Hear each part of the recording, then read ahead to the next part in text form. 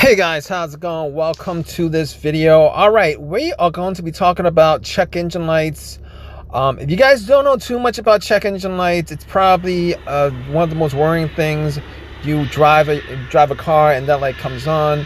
In your head, you're probably thinking it's gonna be a huge problem because there's a little light of um, an engine, right? You think it's an engine issue, it's going to cost you money, that's going to be a huge problem, and it gets you worried. But let's talk about that in a way where I'll give you some perspective on the light so that you don't get worried if you're the kind of person who knows that your car is in fairly decent condition and you actually do some upkeep on your vehicle as far as changing the oil and everything. All right, and I'll also tell you ways in which to clear the check engine light. There's a couple ways to do it. All right, basically the check engine light tells you that your ECU, your car's computer, is picking up that there's an issue with a component, an electrical component, electrical sensor on your vehicle. If you guys probably already know that there's a bunch of sensors for the engine, there's a bunch of sensors for the evaporating system, there's a sensor for the ECU, and if any of those have issues, it's gonna tell the computer, your car's computer, that it has issues, and it's gonna throw you a code. Now, most of the time, when people have the check engine light, it's probably the most general thing that'll come up is a O2 sensor, a code for an O2 sensor. Which is not a big deal. A lot of times if you have that light, you could probably still drive your car normally. It probably won't, a lot of times it probably won't even, you probably won't tell a difference whether your car is driving bad or not. And sometimes it doesn't actually cause your vehicle to drive differently. But if you guys have that check engine light, what you guys need to do is to figure out what's causing it. Now, if you guys don't know, there is something called an OBD2 scanner where you guys could plug in to an OBD port, and that OBD port has existed since about 1996, 1997, around that area, and it's called an OBD2 port, and you got a scanner that you could actually plug it in and scan it. And these scanners go from anywhere from $20 at Walmart to the multi-thousands of dollars, depending on the amount of things that you want your scanner to do. However, for the most part, most people with the check engine light could actually just use a regular scanner and scan it. It'll probably just give you some kind of, most of the time, a code for the emissions system. For the most part, that's not going to affect how your vehicle drives. Now, I will tell you something. If you guys do get a code for the emission system, if you guys want to figure out like a quick way to try to resolve that situation, a lot of times it's your gas cap that's loose. You either got to tighten the gas cap, erase the code, and then drive it. The code doesn't come back. It pretty much means that that situation, that problem has been resolved.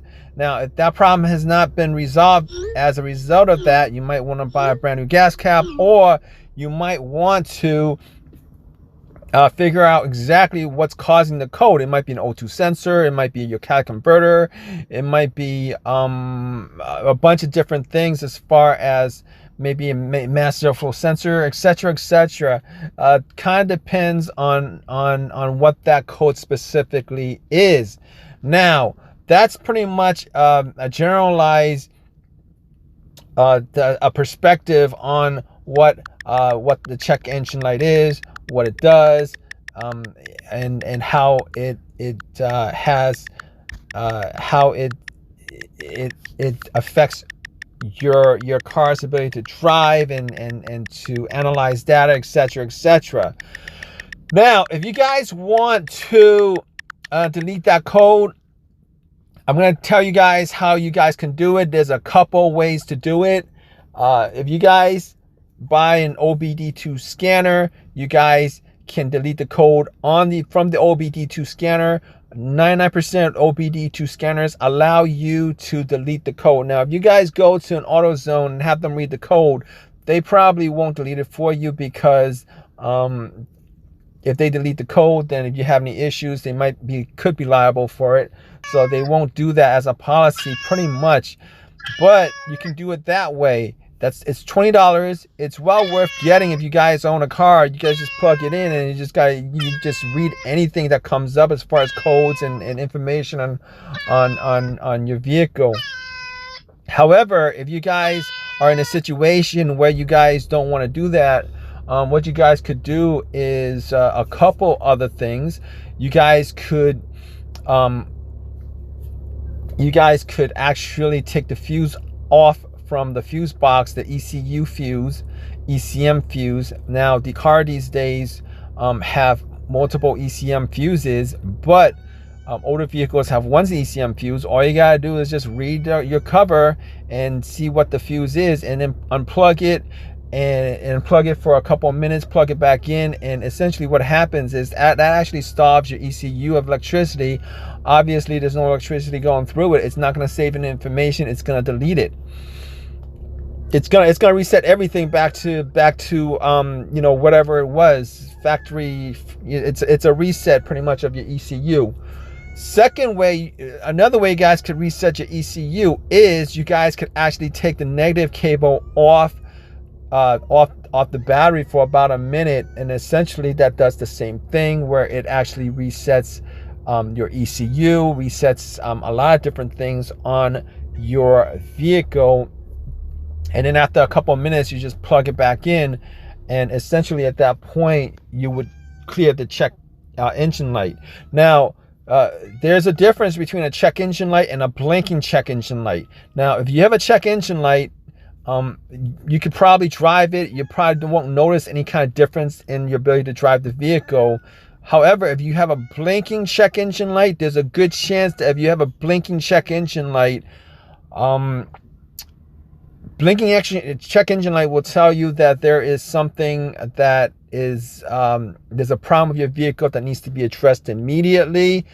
You will definitely feel some differences in the way your car is operating, the way your engine is sounding. You might have a misfire that causes it. You might have, a more serious situation. Normally, blinking check engine lights telling you that there is a situation that's serious that you need to resolve, and it may put your vehicle into limp mode. It may actually shut down your car if you drive it a little bit more. That's a serious situation, so you guys want to check that out. Now, a lot of people want to clear the check engine light because of inspection, and I'll just tell you guys how that works. As far as if you clear the check engine light, if you have a check engine light for a code, you clear it. That doesn't actually mean that you're going to pass the inspection, because when you put in an what happens is your vehicle goes through a drive cycle.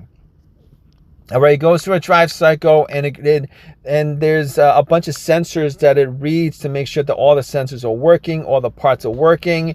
Now, normally what happens is if you have a check engine light, you could have one. If you take into inspection after clearing it, you can only have one code, one monitor that's not cleared, meaning that one sensor that the vehicle hasn't read yet. So you have to clear about 90% of the sensors before you take it to the inspection. When you clear the check engine light, you essentially erase the whole entire drive history. So you're gonna have to drive it for a good 25-30 miles. Some vehicles take a lot longer to do as far as the drive cycle is concerned, to check that to see whether that to see whether that check engine light comes back on or not. So in any case, your best bet, and I know a lot of people don't want to do this because it's expensive. For the most part, if you're trying to figure out how to delete your check engine light to pass inspection, chances are it's probably expensive. But you're probably going to have to resolve the issue if your check engine light comes